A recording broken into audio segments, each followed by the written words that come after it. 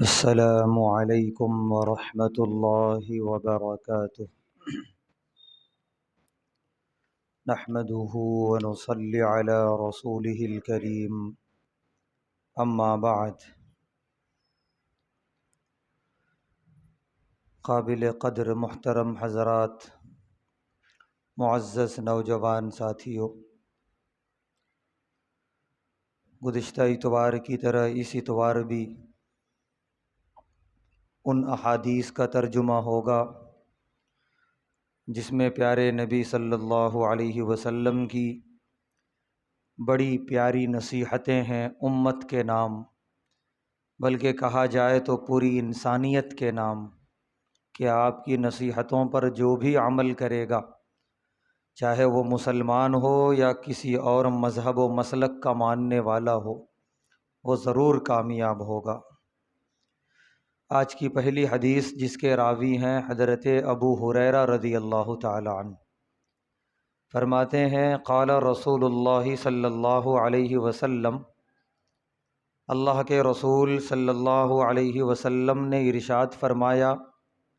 من یأخذ عنی ہؤلاء الکلمات، کون ہے جو میری ان نصیحتوں کو قبول کرے گا، فیعمل بہن، پھر ان پر عمل کرے گا، او یعلم من یعمل بہن، یا پھر ان کو ان لوگوں تک پہنچائے گا جو ان پر عمل کریں۔ یہ ایک سوال کیا پیارے نبی صلی اللہ علیہ وسلم نے صحابہ کی مجلس میں کہ اس وقت میں کچھ نصیحت کرنے جا رہا ہوں، کون ہے جو ان نصیحتوں کو لے گا؟ لے گا مطلب عمل کے ارادے سے، کہ اس پر عمل کرے گا،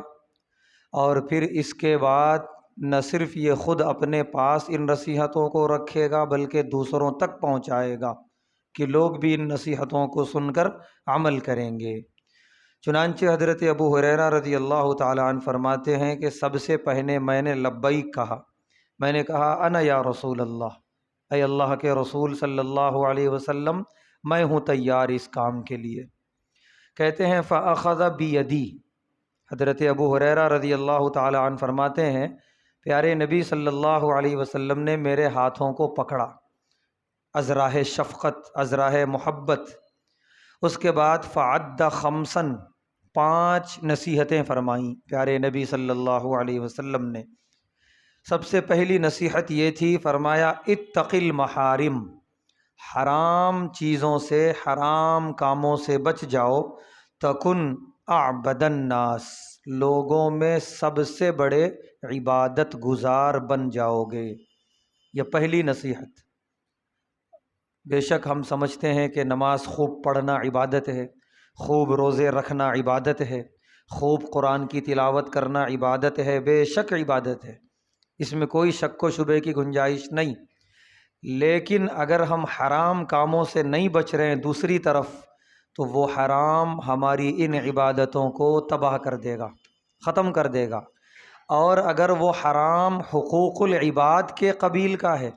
کسی کا روپیہ ہم کھا گئے، کسی کی زمین ہم ہڑپ کر گئے، اس طرح کا اگر حرام کام ہے، تب تو ساری عبادت گئی، کچھ نہیں ملے گا آخرت میں، سب تباہ ہو جائے گا۔ تو صرف عبادت کر لینے کو عبادت نہ سمجھیں، بلکہ بہت ضروری چیز ہے اپنے آپ کو حرام کاموں سے بچانا۔ اگر بندہ حرام کام سے بچ گیا، ایک نیکی بھی کر رہا ہے، کرنا تو بہت نیکیاں ہیں لیکن ایک نیکی بھی کر رہا ہے، سیف ہے، وہ محفوظ ہے، اس کے لیے آخرت میں اس کا بدلہ ملے گا، کیونکہ اس کو تباہ کرنے والا کوئی وائرس نہیں ہے، اور وہ ہے حرام کام، وہ الحمدللہ اس سے اپنے آپ کو بچائے ہوئے ہے۔ یہ بہت بڑی چیز۔ تو یہ جو توجہ انسانوں کی ہوتی ہے صرف عبادت کی طرف، اور حرام سے توجہ ہٹ جاتی ہے، ادھر توجہ دلائی پیارے نبی صلی اللہ علیہ وسلم نے۔ عبادت گزار بننا ہے، اپنے آپ کو حرام کاموں سے بچاؤ، سب سے بڑے عبادت گزار بن جاؤ گے۔ دوسری نصیحت، وَارْضَ بِمَا قَسَمَ اللَّهُ لَكَ، اللہ نے اپنی تقسیم سے تمہیں جو دیا ہے اس پہ راضی رہو، خوش رہو۔ تمہیں جس حال میں اللہ نے رکھا ہے، اپنے آپ کو تولو مت، اس کو اتنا ملا ہے اور اس کو اتنا ملا ہے، نہیں، یہ چیز ہے ناشکری کا دروازہ کھولنے والی۔ اللہ نے اپنی تقسیم سے ہمیں جو دے دیا، جس حال میں رکھا، اس پہ راضی ہو جاؤ، پیارے نبی صلی اللہ علیہ وسلم فرما رہے ہیں تکن اغنى الناس، لوگوں میں سب سے بڑے غنی ہو جاؤ گے تم، سب سے بڑے مالدار۔ آدمی اگر اپنی جگہ مطمئن ہے تو اس سے بڑی مالداری کوئی نہیں ہے۔ آدمی کے پاس دولت کی کوئی انتہا نہیں ہے لیکن اپنی جگہ اطمینان نہیں ہے اسے، تو پھر اس سے بڑی فقیری کوئی نہیں ہے، غریبی کوئی نہیں ہے۔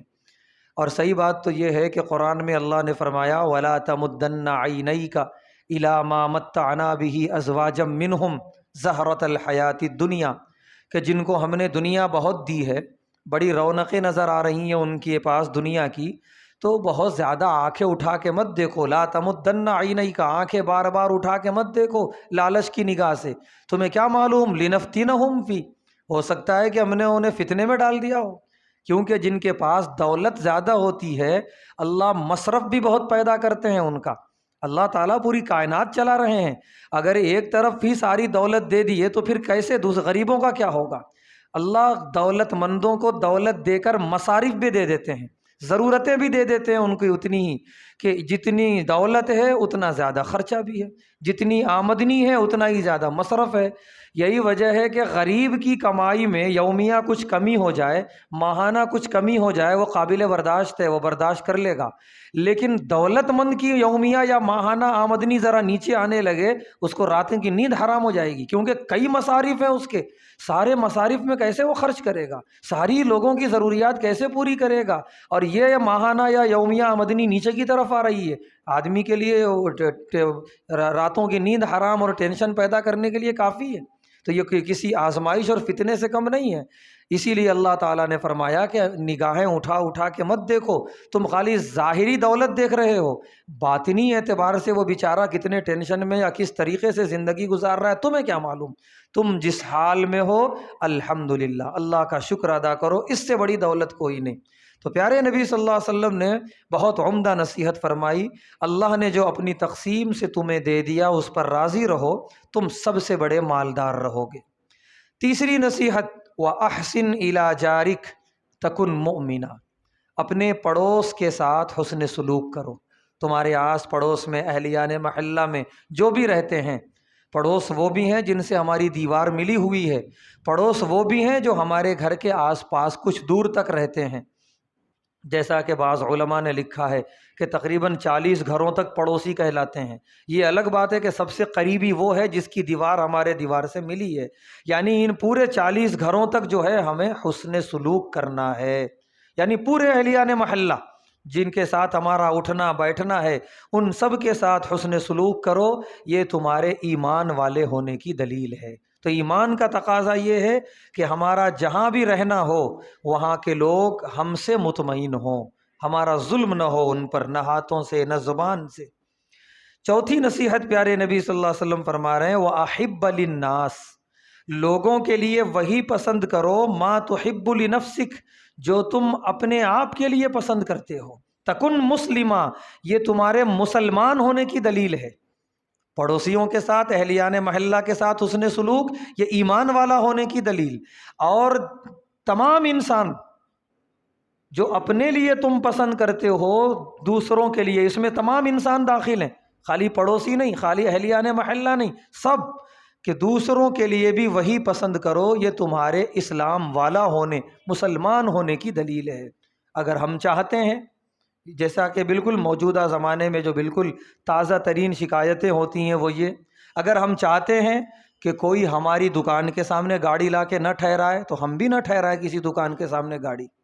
کو، اگر ہم چاہتے ہیں کہ کوئی ہمارے گھر کے سامنے یا نکڑ پہ کچرا نہ ڈالے تو ہم بھی نہ ڈالیں کسی کے گھر کے سامنے یا کسی کے دکان کے سامنے کوئی کچرا لے جا کر نہ پھینکیں۔ اگر ہم چاہتے ہیں کہ چلتی گاڑی پہ کوئی نہ تھوکے جس کے چھینٹے ہمارے اوپر آئیں، تو ہمیں بھی چاہیے کہ چلتی ہوئی گاڑی پہ ہم نہ تھوکیں کہ جس کی چھینٹے ہمارے اوپر آئیں۔ ہر چیز میں ہمیں اس بات کی رعایت کرنی ہے کہ ایک طرف تو ہم اپنے مفاد میں چلے جاتے ہیں کہ ہم کو یہ ہونا اور ہم کو وہ ہونا، لیکن یہ نہیں سوچتے کہ کوئی اور بھی اس طرح چاہتا ہے۔ دوسروں کو جب دینے کی نوبت آئے تو پیچھے ہٹ جائیں، خود لینے کی نوبت آئے تو آگے بڑھ جائیں، یہ نہیں ہونا چاہیے۔ ہر معاملے میں جو اپنے لیے پسند کرتے ہیں وہی دوسروں کے لیے پسند کرنا ہے، تو یہ اسلام والے ہونے کی دلیل ہے۔ پانچویں اور آخری نصیحت پیارے نبی صلی اللہ علیہ وسلم نے فرمایا وَلَا تُكْثِرِ الضِّحْكَ، زیادہ مت ہنسو، فإن کثرت الضحک تمیت القلب، اس لیے کہ زیادہ ہنسنا دلوں کو مردہ کرتا ہے۔ دو چیزیں، ایک ہے ہنسی اور ایک ہے مسکراہٹ۔ مسکرانا سنت ہے، خندہ پیشانی سے ملنا ایک بھائی سے یہ سنت ہے، بلکہ بہترین صدقہ ہے۔ پیارے نبی صلی اللہ علیہ وسلم نے فرمایا تو صبح سے لے کر شام تک مسکراتے رہیں، یہ سنت ہے، یہ عبادت ہے، یہ پسندیدہ ہے۔ اس سے منع نہیں کر رہے ہیں۔ اس حدیث میں جو منع کیا جا رہا ہے ایک دم جس کو کہتے ہیں ٹھٹا مار کے ہنسنا،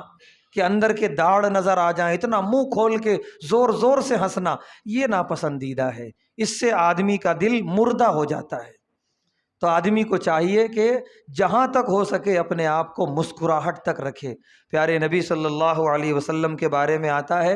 ام المومنین حضرت عائشہ رضی اللہ تعالی عنہا فرماتی ہیں کہ کوئی میرے محبوب کو اگر دن میں دیکھ لے مسکراتا چہرہ،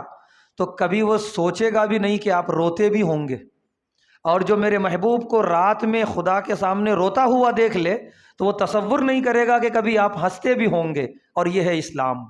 اللہ کے سامنے رونا، گڑ گڑانا، اور مخلوق کے سامنے مسکرا کے پیش آنا، چاہے کتنا بھی ٹینشن ہو، کتنا بھی آدمی کے دل میں شکوے شکایتیں اور تکلیفیں ہوں، لیکن مسکرا کے ملنا ہے ہر حال میں، اور اللہ کے سامنے خوب گڑ گڑانا ہے۔ ہوتا یہ ہے کہ زندگی میں مصیبت آ جائے تو ساری مصیبتوں کا ٹینشن انسان کے سامنے، اور ہوتا یہ ہے، اللہ معاف کرے ہمیں، جو جتنا قریبی ہے اتنا اور زیادہ جو ہے سارے ٹینشنوں کا اظہار، سارے غصے کا اظہار وہیں کرو۔ گھر میں بیوی بچے ہیں، سارے ٹینشن انہی پہ اتارو، انہی کو ڈانٹو، انہی کو گالیاں دو، اور اللہ کے سامنے کبھی بیٹھ کے رونے کی نوبت ہی نہیں آتی۔ تو ہم نے جو ہے الٹ دیا بالکل سارا کا سارا معاملہ، کہ ٹینشن کہیں کا ہوتا ہے، اور جو ہے سو فکریں کہیں کی ہوتی ہیں، کاروبار کی اور تجارت کی، اور آ کے اتارتے ہیں گھر میں بیوی بچوں کے سامنے، اور سارے ذرا ذرا سی باتوں پہ غصہ، ذرا ذرا سی باتوں پہ گالیاں۔ یہ میرے پیارے نبی صلی اللہ علیہ وسلم کا نہ طریقہ تھا نہ آپ کی تعلیم۔ پیارے ام المومنین حضرت عائشہ رضی اللہ تعالی عنہا فرماتی ہیں، پیارے نبی صلی اللہ علیہ وسلم گھر میں داخل ہوتے مسکراتے چہرے کے ساتھ، اور گھر کے باہر ہر طرح کی تکلیفوں کا سامنا، منافقین کے اعضاء، کافروں کی جو ہے سازشیں، اور ہر طرح سے آپ کو دی جانے والی تکلیفیں، جس کا تقاضا یہ ہے کہ آدمی گھر میں آئے تو ہزار ٹینشن لے کر آئے، چہرہ بگڑا ہوا لے کر آئے، لیکن پیارے نبی صلی اللہ علیہ وسلم ان تمام ٹینشنوں کے بعد گھر میں داخل ہوتے تو اس حال میں داخل ہوتے تھے کہ چہرہ آپ کا مسکراتا ہوا رہتا تھا۔ تو اس طرح گھر میں بندہ اگر آئے گا، اس طرح داخل ہوگا، تو گھر کے اندر کے سارے اختلافات، سارے ٹینشن یوں بھی ختم ہو جائیں گے، دور ہو جائیں گے۔ تو پیارے نبی صلی اللہ علیہ وسلم نے فرمایا زیادہ مت ہنسو، اس لیے کہ زیادہ ہنسی دل کو مردہ کرتی ہے، ہاں مسکرانا عبادت ہے، ضرور مسکرائیں۔ تو یہ 5 نصیحتیں، پہلی نصیحت یہ تھی حرام چیزوں سے بچیں، سب سے بڑے عبادت گزار بن جائیں گے۔ دوسری نصیحت یہ تھی کہ اللہ نے اپنی تقسیم سے ہمیں جو دے دیا اس پر راضی اور خوش رہیں، پھر ہم سب سے بڑے مالدار۔ تیسری نصیحت یہ تھی پڑوسیوں کے ساتھ، اہلیان محلہ کے ساتھ حسن سلوک، یہ ایمان والا ہونے کی دلیل۔ چوتھی نصیحت کہ جو ہم اپنی ذات کے لیے پسند کرتے ہیں وہیں دوسروں کے لیے بھی پسند کریں، یہ اسلام والا ہونے کی دلیل۔ پانچویں اور آخری نصیحت تھی کہ زیادہ نہ ہنسیں، ٹھٹھا مار کے ہنسنا یہ آدمی کے دلوں کو مردہ کرتا ہے۔ اللہ ان 5 نصیحتوں پر ہمیں عمل کرنے کی توفیق عطا فرمائے۔ دوسری اور آخری حدیث جس کے راوی ہیں حضرت عمرو بن میمون اودی رضی اللہ تعالی عنہ، فرماتے ہیں قال رسول اللہ صلی اللہ علیہ وسلم، اللہ کے رسول صلی اللہ علیہ وسلم نے ارشاد فرمایا لرجل، ایک شخص سے، وہو یعظہ، اور آپ اسے نصیحت فرما رہے تھے۔ بہت مشہور حدیث ہے۔ نصیحت میں آپ نے فرمایا اغتنم خمسا قبل خمس، 5 چیزوں کو غنیمت سمجھو 5 چیزوں سے پہلے۔ نمبر 1، شبابک قبل حرمک، اپنی جوانی کو غنیمت سمجھو اپنے بڑھاپے سے پہلے۔ یہ 5 وہ چیزوں کا تذکرہ ہو رہا ہے کہ جب یہ آدمی کے پاس یہ دولت ہوتی ہیں، یہ 5، آدمی اس کو کبھی اہمیت ہی نہیں دیتا، یعنی اس کی قدر، اس کی اہمیت اس کے دل میں نہیں آ پاتی۔ ان 5 میں سے 5 یا کوئی ایک بھی جب چلی جاتی ہے تب اس کی اہمیت معلوم ہوتی ہے۔ تب وہ افسوس کرتا ہے کاش جب یہ نعمت میرے پاس تھی میں قدر کر لیتا، میں اس کی اہمیت کو سمجھ لیتا تو کتنا اچھا ہوتا۔ تو پہلی چیز آدمی کی جوانی اور تندرستی میں اس کے اعضاء مضبوط ہیں، تندرست ہیں، وہ بھاگ دوڑ کر سکتا ہے، اس کے دل میں جو خواہش آئی اس کی تکمیل کے لیے فوراً دوڑ لگا سکتا ہے، وہ محنت کر سکتا ہے۔ سب سے بڑی بات اللہ کی وہ مکمل عبادت رکوع اور سجدوں کے ساتھ کر سکتا ہے۔ لیکن جب آدمی تندرستی میں ہوتا ہے تو اس کی اہمیت کا اسے اندازہ نہیں ہوتا۔ جب طاری ہو جاتا ہے بڑھاپا، ضعیفی اور کمر جھک جاتی ہے، ہزاروں ارمان ہے دل میں لیکن کر نہیں سکتا، کیوں؟ اتنی مضبوطی ہی نہیں ہے اعضاء کے اندر، اتنی پھرتی نہیں رہی جسم میں، بس دل میں خیال آیا اور بس اس کے بعد بیٹھ گئے، کچھ نہیں سکتے ہیں۔ اسی طریقے سے نماز، رکوع اور سجدہ کرنے کی شدید خواہش ہے، پیارے نبی صلی اللہ علیہ وسلم جس طرح نماز ادا فرماتے تھے اس طرح ادا کرنے کی شدید خواہش ہے، لیکن رکوع پہ قادر نہیں ہے، سجدے پہ قادر نہیں ہے، وہی اشاروں والی نمازیں ہو رہی ہیں۔ بے شک ثواب ملے گا کیونکہ وہ معذور ہے، وہ مجبور ہے، لیکن دل میں جو ایک تمنا ہوتی ہے یہ جبین اور یہ ناک اللہ کے حضور جا کے ٹکانے کی، اور جو اس کا مزہ ہے، جو اس کا لطف ہے، اب وہ صرف سوچ کے رہ سکتا ہے، کر نہیں سکتا۔ وجہ کہ اب وہ بات نہیں رہی، اب ضعیفی ہے، اب بڑھاپا ہے، اب سوچتا ہے کاش جوانی میں یہ لطف لے لیا ہوتا، کاش جوانی میں یہ لذتیں میں اٹھا لیا ہوتا تو کتنا اچھا رہتا۔ تو اسی لیے جس کے پاس جوانی ہے، تندرستی ہے، بہت بڑی نعمت ہے ان کے پاس، ضعیفی آنے سے پہلے اس کی قدر کر لے۔ دوسری نعمت پیارے نبی صلی اللہ علیہ وسلم فرما رہے ہیں وَصِحَّتَكَ قَبْلَ سُقْمِكَ، تمہاری صحت تمہاری بیماری سے پہلے غنیمت ہے، اس کی اہمیت کو سمجھ لو۔ آج کے دور میں تو اس کا اندازہ ہر صبح و شام لگا سکتے ہیں، اگر لگانا ہے تو ایک مرتبہ دواخانوں کا ایک دورہ کر کے آ جائیں، کون کس طرح کی بیماری میں مبتلا ہے۔ جس مریض کے پاس جاتے ہیں دل میں جذبہ شکر آتا ہے، اللہ ابھی میرا یہ عضو صحیح سلامت ہے، اس بندے کا نہیں ہے، میرا صحیح سلامت ہے، اللہ تیرا شکر ہے۔ قدر پیدا ہوگی کہ میں اس عضو کی اور اس صحت کی میں قدر کر لوں۔ ایک آدمی ہمارے سامنے ضعیف ہے، ضعیف نہیں بلکہ تندرست ہی ہے، ایسی بیماری نے آ پکڑا وہ چل نہیں سکتا۔ اب جب اس کو ہم دیکھتے ہیں تو ہمارے دل میں جذبہ آتا ہے کہ اے اللہ ہمارے پیروں کو تا دیر صحیح سلامت رکھیے کہ ہم بغیر کسی دوسرے کے محتاج بنے خود سے چل سکیں۔ لیکن اللہ نہ کرے کسی پر آ جاتا ہے وہ وقت، اب وہ ہو جاتا ہے محتاج، اب اس کو صرف یہاں سے 40 قدم دور جانا ہے، اب اسے انتظار کرنا پڑے گا وہ فلاں آئے، پھر میں اس سے خواہش کروں، درخواست کروں، پھر وہ خالی ہو، پھر وہ میرے ہاتھوں کو پکڑے، میری تکلیف برداشت کرے، پھر مجھے وہاں تک لے جائے، پھر واپس لے کر آئے، پھر دوسری مرتبہ مجھے خواہش ہوئی تو میں کیسے اظہار کروں، ابھی تو مجھے لے گیا، لے کے آیا، پھر کہاں مجھے لے جائے گا۔ یہ ساری چیزیں، یہ ساری پریشانیاں اس وقت یاد آتا ہے کہ کاش جب میرے اعضاء صحیح تھے تب میں ہر اس طرح کی اس کی قدر کر لیتا اور اس طرح کی تمام مصروفیات میں مصروف ہو جاتا۔ آدمی ایک عام ہو گیا ہے آج کل، نوجوان بالکل نوجوان ہیں اور گردے فیل ہو رہے ہیں، کڈنیاں فیل ہو رہی ہیں، اب یہ کیا کھانے کی وجہ سے یا اللہ کی مرضی ہے ہمیں نہیں معلوم۔ تو جن کے اعضاء یہ گردے فیل ہو گئے، جو ڈائلیسس پہ آ گئے، ان سے پوچھ کے دیکھو، ایک مریض بیچارہ جس کے دونوں گردے فیل ہیں، بالکل جوان، ہم سے بھی زیادہ کم عمر ہے، وہ شدید پیاسا ہے، پیاس لگی ہے، دھوپ میں چل کے آیا،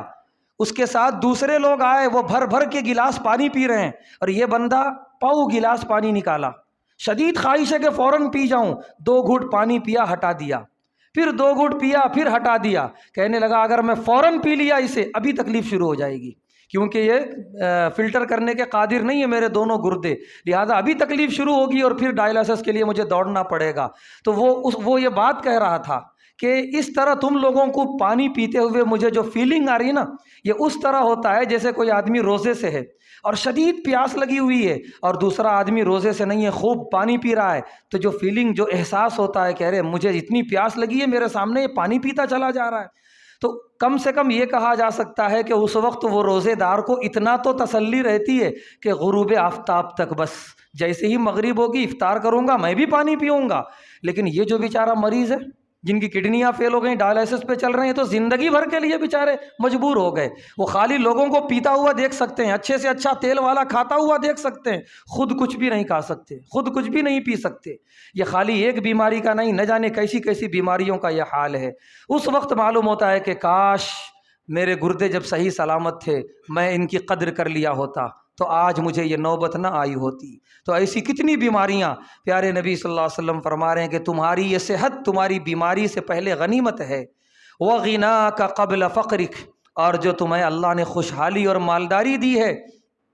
اس کی قدر کر لو، اس سے پہلے کہ اللہ نہ کرے کوئی حالات سے تم دوچار ہو گئے، تمہارا کاروبار ویسا نہ رہا، تمہاری آمدنی ویسی نہ رہی، پھر تم قرضوں میں مبتلا ہو گئے، فقیری کی نوبت آ گئی، اس سے پہلے بہتر ہے کہ اللہ نے جو دولت دی ہے اس کی قدر کر لو اور اس کا صحیح استعمال کر لو۔ اس کے بعد آپ نے فرمایا وَفَرَاغَكَ قَبْلَ شُغْلِكَ، تمہاری مشغولیت سے پہلے جو خالی وقت ہے اس کی قدر کر لو۔ آدمی خاص طور سے شادی شدہ زندگی میں جب بچے بڑے ہو جائیں بڑی مصروف زندگی گزارتا ہے، اس وقت وہ سوچتا ہے کاش جوانی میں جب میرے پاس وقت خالی تھا، شادی سے پہلے خاص طور سے میں فلاں تفسیر کی کتاب پڑھ لیا ہوتا، میں فلاں سیرت کی کتاب پڑھ لیا ہوتا، یا اس میں فلاں چیز سیکھ لیا ہوتا تو آج اس کے ذریعے میں کچھ کر رہا ہوتا، یا فلاں کام میں کر لیا ہوتا تو آج اس کے ذریعے میری آمدنی اتنی زیادہ ہو چکی ہوتی۔ لیکن اب پچھتاوے سے کچھ بچا نہیں، کچھ ہونے والا نہیں ہے پچھتا کر۔ اسی لیے خالی وقت ہے اگر اسے خوب استعمال کرنے، مشغول ہونے سے پہلے،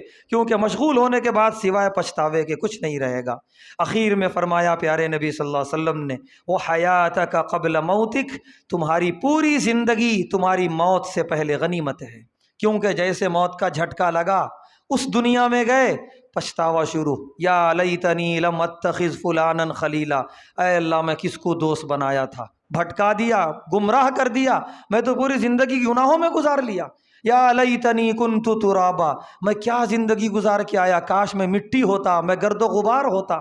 ربنا فرجعنا نعمل صالحا، کبھی کہے گا اے اللہ ایک موقع دیجئے دنیا میں جانے کا، ایسی زندگی گزاروں گا نعمل صالحا، ایک دم نیک اعمال لے کر آؤں گا آپ کے پاس، نیک بندہ بن کے زندگی گزاروں گا۔ یہ سارے پچھتاوے کب؟ آنکھ بند ہو جانے کے بعد، روح نکل جانے کے بعد، لیکن اس پچھتاوے سے کچھ بھی ہونے والا نہیں ہے۔ تو جب تک موت کا جھٹکا نہیں لگا، پیارے نبی صلی اللہ علیہ وسلم فرما رہے مہلت ہی مہلت ہے، وقت ہی وقت ہے، خوب اچھے سے اچھے اعمال کر لو تاکہ آنکھیں بند ہونے کے بعد کوئی پچھتاوے کا موقع نہ رہے۔ بڑی پیاری یہ نصیحتیں، پھر ایک مرتبہ سماعت کر لیں۔ یہ 5 چیزیں پیارے نبی صلی اللہ علیہ وسلم نے فرمایا، 5 چیزوں سے پہلے غنیمت سمجھو۔ جوانی کو بڑھاپے سے پہلے، دوسرے نمبر پر ہے صحت کو بیماری سے پہلے، تیسرے نمبر پر ہے اپنی خوشحالی کو غریب ہونے سے پہلے، چوتھے نمبر پر ہے اپنے فارغ اور خالی وقت کو مشغول ہونے سے پہلے، اور 5ویں نمبر پر ہے اپنی پوری زندگی کو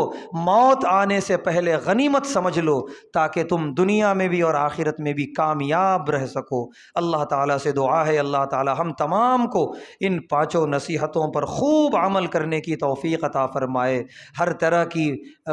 بے احتیاطی اور اللہ کی نعمتوں کی ناقدری سے ہم سب کی حفاظت فرمائے۔ وآخر دعوانا الحمد للہ رب العالمین۔